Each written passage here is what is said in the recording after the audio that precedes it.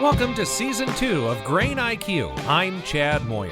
Grain marketing is a critical piece in keeping your operation profitable, and in Season 1 of Grain IQ, we covered the basics of grain marketing. Now, Season 2 dives deeper into grain marketing concepts that we covered in Season 1, so if you haven't listened to that, we invite you to start there. As you've probably gathered by now, there are so many pieces of information you can use to make grain marketing decisions. It's easy to go into information overload. Some grain marketing experts will tell you why a certain material matters. Other experts will tell you just the opposite for the same material, why it doesn't matter. Ultimately, what matters for you is developing a grain marketing plan that works for your operation. There are two reports from the United States Department of Agriculture that are used by many market analysts. They are the World Agriculture Supply and Demand Estimates, or WASDE, and the Quarterly Grain Stocks Reports. We'll break this topic down into two episodes. Jeff Peterson is president of Heartland Farm Partners in Lincoln. He joins us today to break down why he uses these two reports. Today, in Part 1, we'll focus on the WASDE report. First of all, kind of big picture. I know you were on last season. We talked about the importance of a marketing plan, but as we go through Season 2 here, we're taking a lot of these concepts. We're going a bit more in depth. From your perspective and the farmers that you work with, why is it important to understand some of these elements that we've been talking about? How does that serve the farmer in your mind? I think what happens is a lot of times we kind of make grain marketing way too hard. But in order to make grain marketing so it's actually a bit easier, we really kind of got to dig into the weeds a little bit and get in there and understand each of the individual pieces of it. And a lot of it, when we're trying to go up and come together with ideas about what we think is going to happen or where prices are going to go, just like on a farm, you're looking for information. And you're digging in and you're looking for that information, and then you're doing analysis with that information. And then from there, then you're able to really go ahead and put together that marketing plan and develop your triggers and develop what's going to happen when your trigger hits and how you're going to execute it and what action it is that you're going to take, Chad.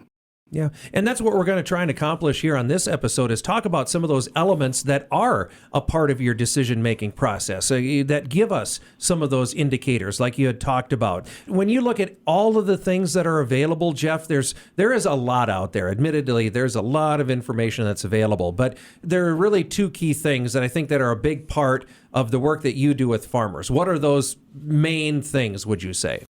Well, I think the biggest thing that we do for them is that as we come in, we help them understand how can they physically go ahead and trigger a sale. Okay, what's going to be that process? So just like they plant a certain hybrid of corn, we help them have a distinct way in which they know when it's time to sell. And then from the other side of it is that we're there to walk with them and help them to be able to execute and know what's the correct tool to use when it's time to physically sell. But something that I've noticed over time here, Chad, is that marketing, if you aren't careful, can actually get very, very complicated because marketing, if you look at it, all of a sudden you've got all these individual pieces of information. And marketing and the world is becoming more and more global, which we understand is a trend, but information's also moving much, much faster. And I'll give you an example. So, for instance, you can jump on Twitter, which I think Twitter can be a great tool to use at times. But all of a sudden you jump on there and you get all these pieces of information coming at you. But a lot of them are disguised as information or facts, but they're really opinions. So you have to really get good at being able to get back to the source and kind of simplify all this information so that you just don't become overwhelmed with it. And look at what are reliable, dependable sources that don't have a bias or opinion. Now, there are several reports that we're going to talk about here today that I think fit that definition. They should not have a bias. They should be just fact as we know them right now. And those are a couple of USDA reports. We're going to talk about the WASDE report, the World Ag Supply and Demand Estimates that come out monthly. And then there's the Quarterly Grain Stocks report that comes out, like it says, 4 times a year. What are the keys with these two reports? Why do you think they're important, Jeff? Well, I think first starting off on the WASDE report, what the WASDE report does a great job of is looking at all these countries that produce and all the countries that use grain all across the world for all the different commodities, and we'll talk more about which ones they report on. But then they've got boots on the ground, people in those different areas, bringing all that information together. So in a one very organized way, we can get a look at information that our belief would be does not have a bias, does not have an opinion, does have a statistical way in which the information is gathered to give us something that we then can use, or according to how we want to be able to go ahead and develop an opinion about the market. And so, I mean, that's what we really rely on from the WASDE side. It gives us a great way of looking at supply and demand, who all the world players are in each of those areas. And then from there, we also then can go over and take a look at the grain stocks. And the grain stocks report itself, that's just a good way for us to know what amount of bushels as we progress through the year are basically on the farm in bins, or are physically been transferred and they're sitting in grain facilities. And just to have us an idea at different moments in time, the amount of those bushels. We'll talk about the importance of each one of these individually. So let's dive in. Let's talk about, spend some time on the WASDE report. Since it is, like we say, it's monthly, there's a lot of information in there. But when you break it down, when you boil it down to what is the purpose of the WASDE, Jeff? Yeah, so for us, and the purpose of that is to really give us an idea of what is the amount of supply, what's going to be produced out there all across the world, in each of those individual countries, everywhere you can imagine. And then from there, it's the amount of how much of that supply are we going to use? What's the demand going to be? And that's reported not only on the U.S., we focus a lot of time on just the U.S., but it's all across the world. But it does go beyond that. What it also tells us as we get into the numbers themselves, it not only tells us what they're going to produce and what they're going to use, it tells us how much is an individual country going to need to import. How much are they going to be short? It also tells us how much are certain countries going to be exporting. So if you think about it, and you think of a big table, on one side you've got all the world's producers, and across the top in the columns you would have all the basically world's users. And so what USDA does a great job of in the WASDE report is also balancing that out and giving us an idea, how does this matrix balance out? How does the amount of supply from one country, where does it end up? And so that's the level of detail that's physically going into. What that does for us and does for the marketplace really, Chad, is it tries to make it so that there aren't a lot of surprises. Now, we know in the commodity market there's going to be a ton of surprises. But in order for us to have an orderly market, one that does not go too high at times or go too low at times, it's really good to have a source of information that's available, that's continually updating us on how all these different supply and demands, imports and exports balance out.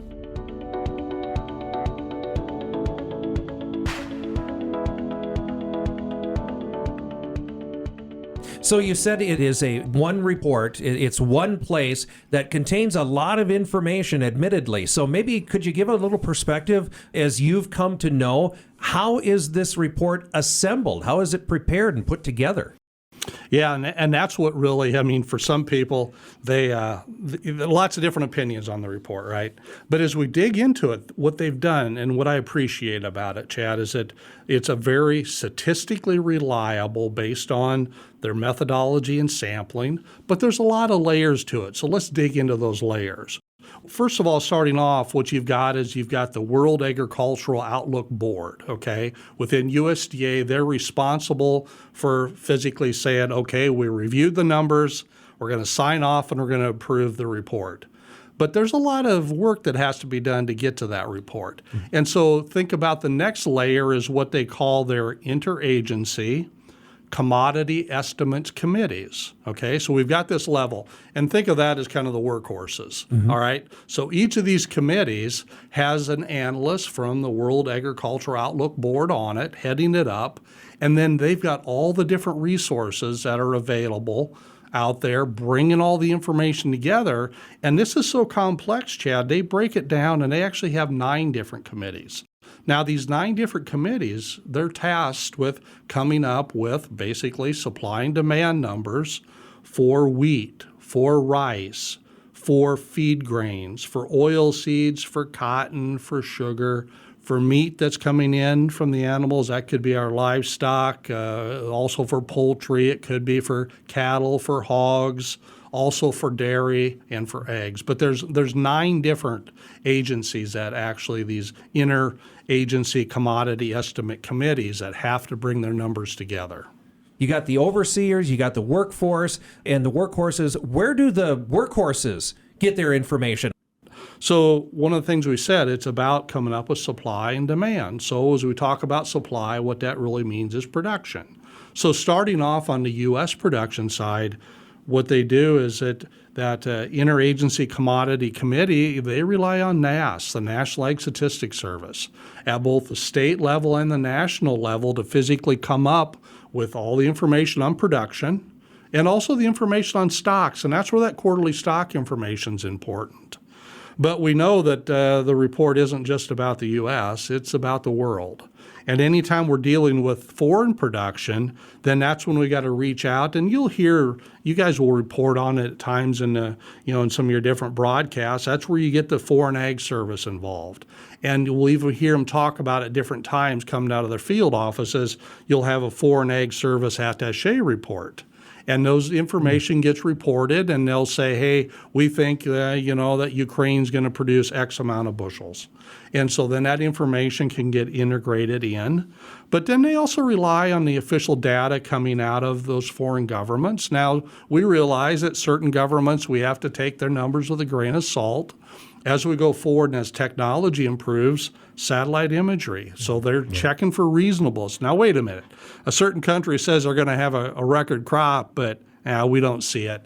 You hear them talk a lot about the NDVI data, looking at the plant health data. Yep. In addition to that, you got to take a look at the information for those areas. So they're just not blindly taking this information and saying, oh, we're going to accept it at face value. They're cross-checking it. They've got their different models in place to be able to bring that together.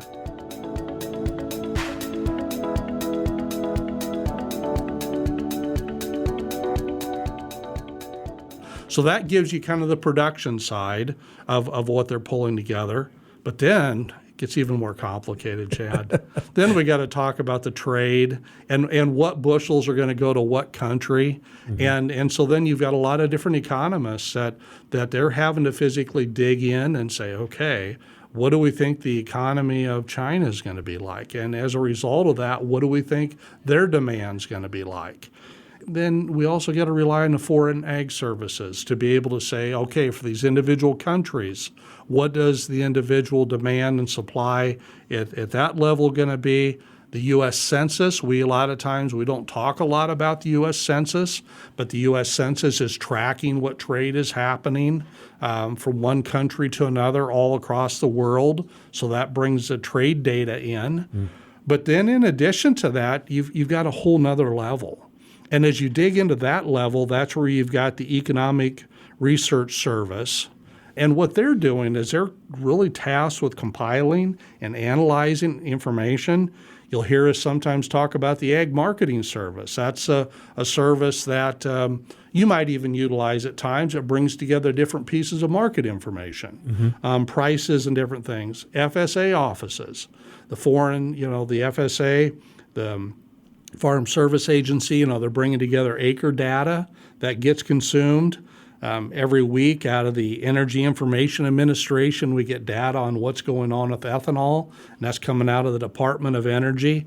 And then there's also many other, probably too many to name, government agencies that actually pull information that the ERS, the Economic Research Service, compiles and analyzes just to try to come up with what do we think the demand and supply is all going to be right.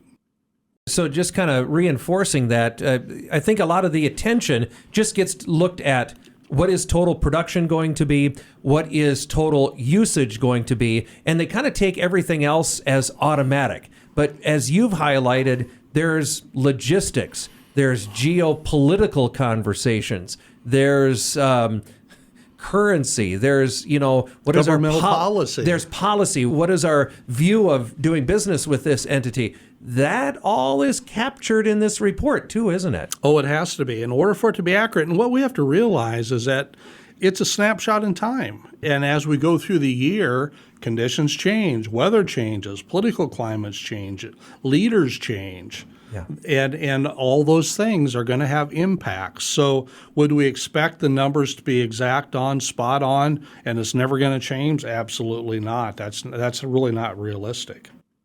Now, you went back and I think you mentioned it, but again, kind of reinforcing all of the commodities that are a part of the WASDE, because again, for this purpose, corn and soybeans and wheat probably get a lot of attention, but there are, like you said, beyond that, there are livestock products that are included in WASDE as well.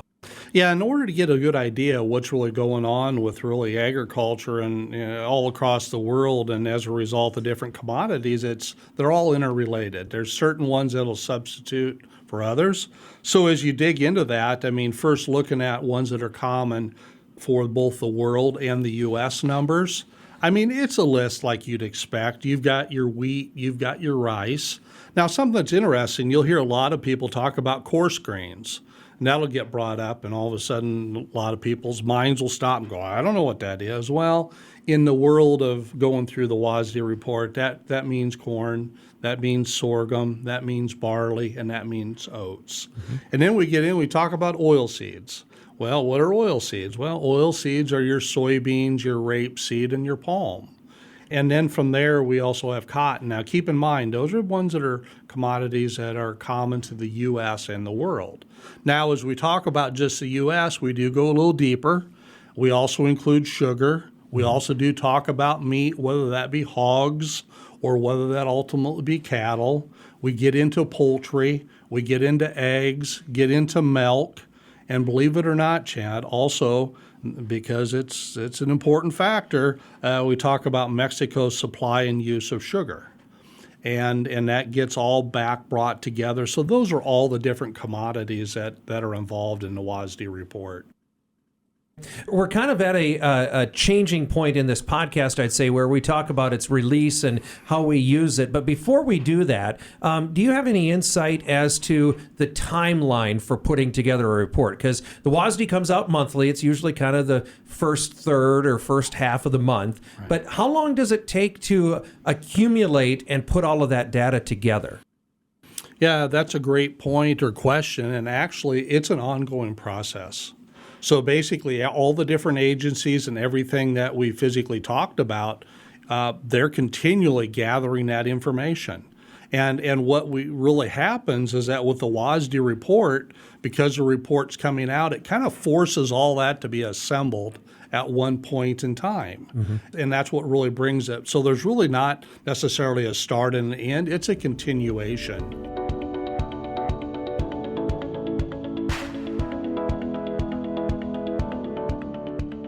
Well, let's just switch gears here a little bit and talk about the release of this report. Now, there is a cornerstone of USDA reports, and I think that cornerstone says everybody gets the information at the same time.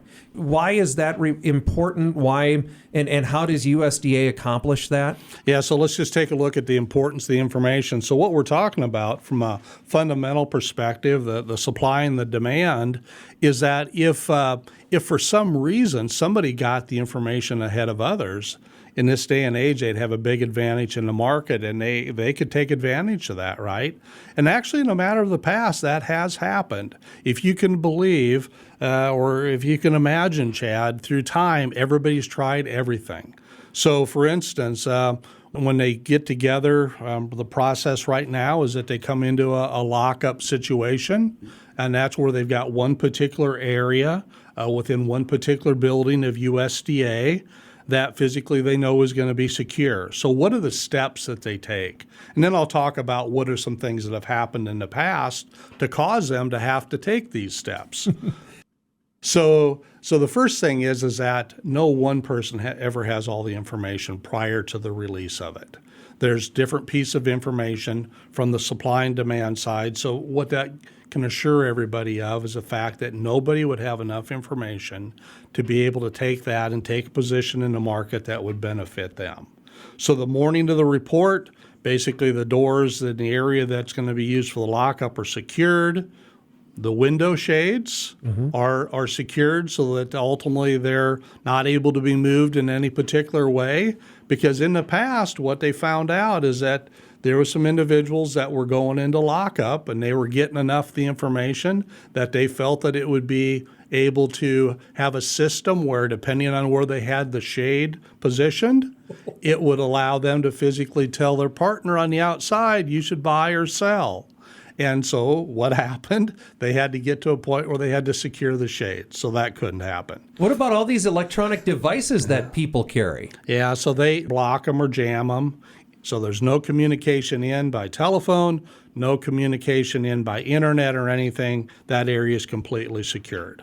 So once you've got all that secured, then anybody who comes in, you have to physically have the proper credentials. Now, believe it or not, I haven't ever done this. I think it'd be kind of fun to do, but they do let different individuals or commodity groups go in and go through the lockup. So if you ever have a chance to do that, I'd strongly encourage you to do that. So all the analysts, the people with the information, present their credentials. They come into the secured area. And then what they have is at NASS, okay, so we've talked about the different pieces of information being separate. And then at that moment, once everybody's inside there, then NASS actually shares, the National Ag Statistics Service, they share their production information with the World Agriculture Outlook Board, their analysts. So then that, by all these other individual analysts coming together, that then allows them in a secure environment to bring all the numbers together to get the WASDE report. Upon getting the WASDE report put together, then at 11 a.m. Central Time, they physically would release it. Once the report is released, then actually the lockup is lifted.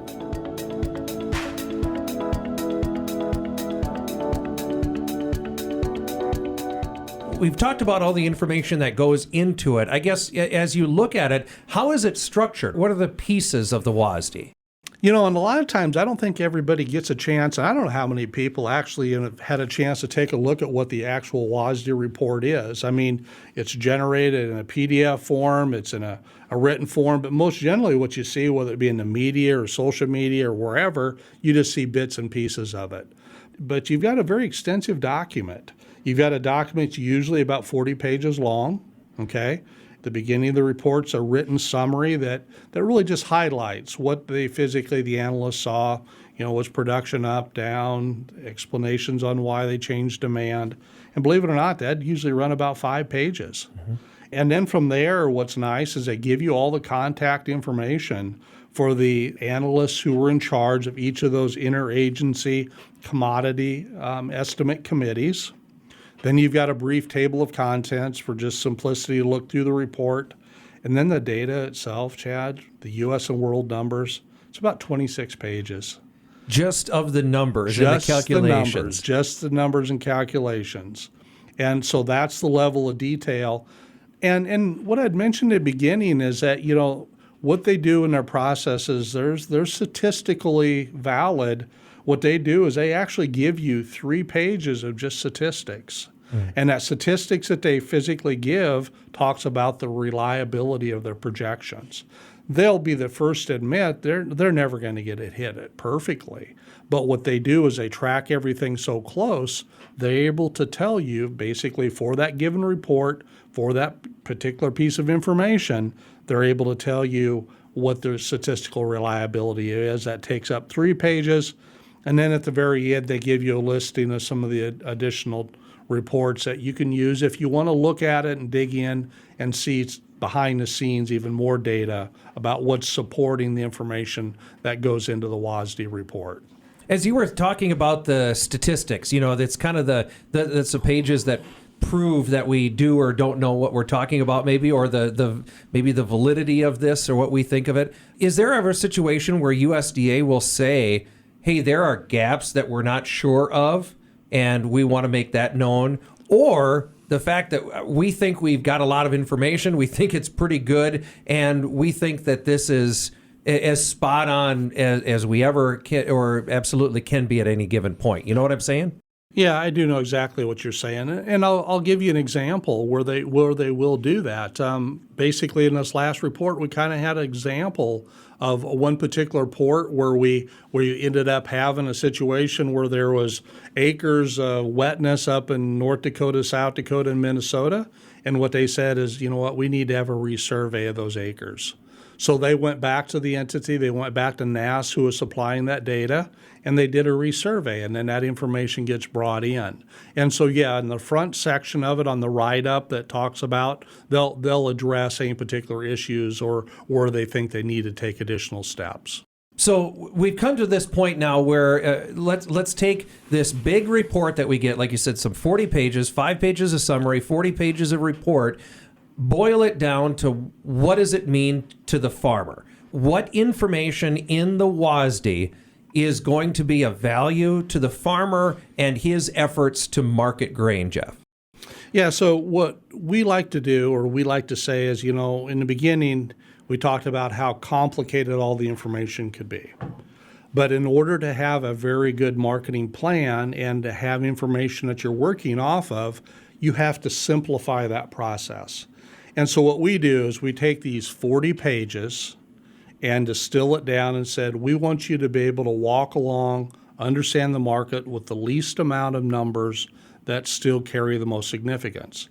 And that really comes back down to using total supply minus total demand, okay? That gives us an ending stock number, the amount of bushels that we expect to have left over. Now, what did we do there? Well, we took all this information about what production was going to be. We took all this information at the U.S. and world level about demand, and we've distilled it down into one number. Now, that one number by itself is very useful, but it becomes even more powerful when we do one more calculation. We take that ending stock number, divided by our total demand, and we get a stocks to use percentage. And you might say, well, big deal, so you have a percentage. The power of that percentage is huge, Chad. What we're able to do then with that percentage is we're able to say, okay, what this says is that when we look at this pile of grain that we have left over in proportion to what our demand is, that percentage we then can compare back from one year to another, and then we can look at the price. And what it gives us is a reasonable price range of what we'd expect the market to be performing at under the situation that we had at that moment in time when that WASDE report was released. Now, you have to keep refreshing that percentage. You can refresh it as you see supply and demand conditions change until you get the next report, or you do a refresh on it when you get to the next report, and then you've got a number. What we're really doing there is some basic fundamental analysis, Chad, where we're using the supply and demand information to relate it back to price.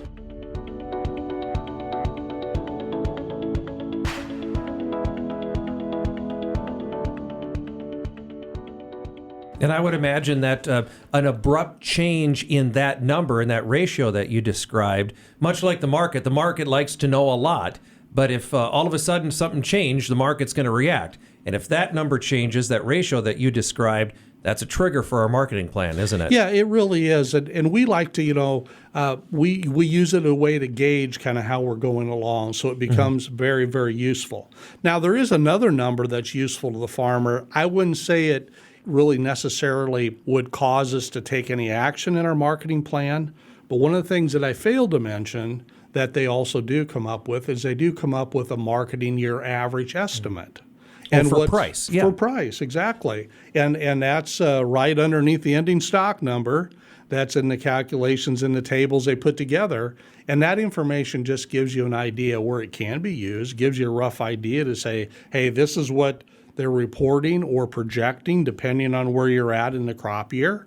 This is what they're looking at for the price. How did I do in relation to that price? Because what that's intending to do in a very high level is to say, what do we think the farmer, if he would have physically just made sales as we went through the year, would have got for a price, taking into account all the different basis levels all across the nation. You've kind of laid out a pretty good argument of the importance of the WASDE report. So why is it important that we have the WASDE report and use it? Yeah, so the reason I would say for us, and just kind of walking back over it, is it really brings a transparency to the information. It brings the information from all the different corners of the world together into one centralized place that everybody can look at and scrutinize. And some people may agree with a number, they may disagree with a number, but what's really powerful is we all have a number.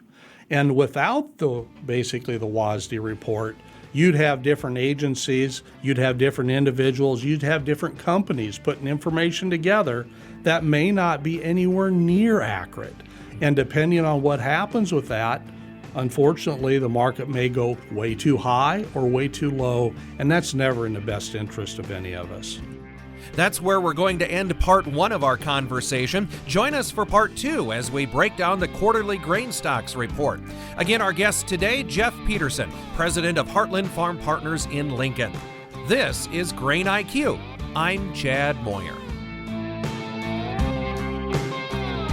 Grain IQ is a production of the Nebraska Rural Radio Association with support from the Nebraska Soybean Board. It is brought to you in part by Nebraska Soybean Farmers and their checkoff. Grain IQ is hosted by Chad Moyer and produced by Rebel Saklocha. It is written and edited by Alex Wojcicki. Our project manager is Bryce Duskett. You can listen to Grain IQ on Spotify, Apple Podcasts, or online at ruralradionetwork.com.